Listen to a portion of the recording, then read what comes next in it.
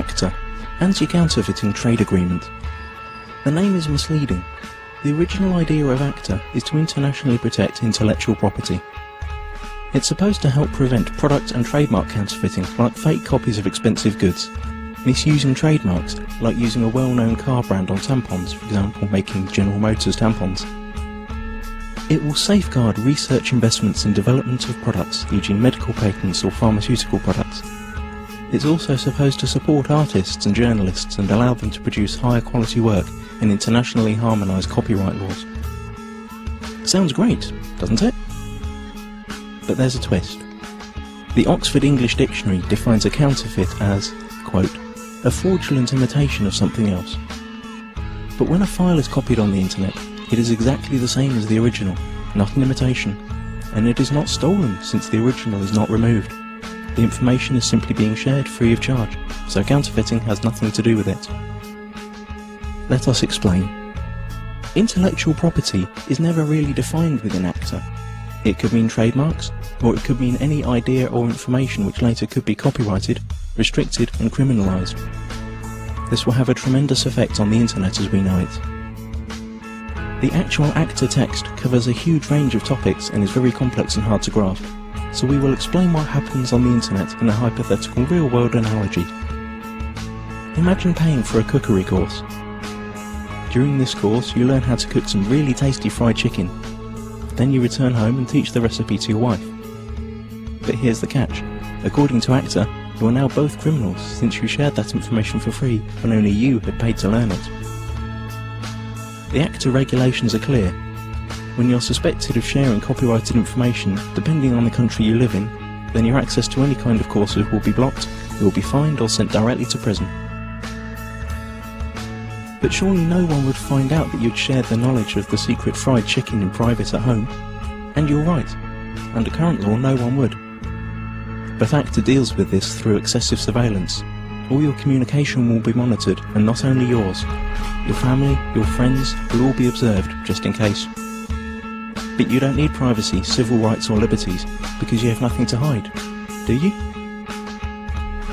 Now that you know the principle, let's see how it will be applied on the internet when A.C.T.A comes into effect.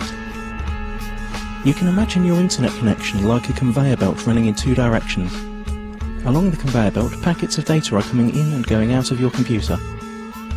Under A.C.T.A, ISPs, the company you pay for access to the internet, will be forced to open up and inspect every single data package you send or receive to look for copyrighted information. Send or receive copyrighted info several times and you could be disconnected from the internet or face criminal charges. That means if you send an MP3 to your friend through an instant messenger, upload a video of a party which played copyrighted music, or quote a copyrighted newspaper article in an email, you're gone. That's it. As if that wasn't enough, the information about the news article you sent via email will be sent to the publisher, and based on their claims you could be fined or sent to prison. ISPs will also be required to constantly check that no copyrighted material or links to copyrighted material are found anywhere on their servers. This will be fatal for sites that hold any kind of user-generated content, like music, pictures or video. How could YouTube or Twitter work under a law like that? So the internet as we know it is on the brink of destruction. But at least you'd think that the money from all these lawsuits would benefit creative people. But musicians, writers, movie makers, journalists, software developers and researchers also lose, because they are now held by the same rules. Protected ideas now can't be reused, refined or developed any further. Even parts of sentences could be protected and made restricted by copyright. The whole agreement only benefits a small part of the industry, the so-called content mafia. Media publishing companies like the RIAA and the MPAA, who have long tried to solve the internet problem that threatens their obsolete business model. A.C.T.A is the result of their lobbying within the governments that participate in the negotiations. Latest leaks indicate that techniques that bypass the planned content filter and blocking infrastructure will also be made illegal. And the worst thing? It's all done in secret. If you're European, it's even being done by people who haven't been elected by the public. You've already seen where this is heading on YouTube. Videos are unavailable in certain geographical areas.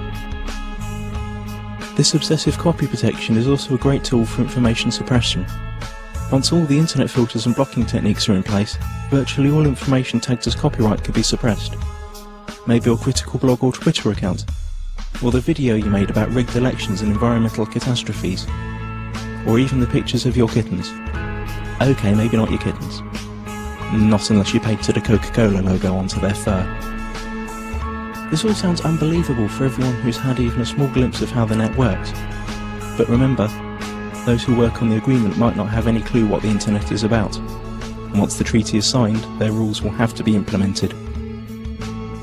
The consequences we have to deal with are internet censorship, restricted freedom of speech, loss of net neutrality due to the restrictions of the use of certain protocols, total surveillance of all your online activities, loss of freedoms and restriction of civil rights, punishment like losing your internet access, and we will gain nothing. The time to act for the internet is now. Google A.C.T.A. Load your tweets and photoshops, let it be known that no one messes with the internet, and take it to the streets. Stop the Kraken.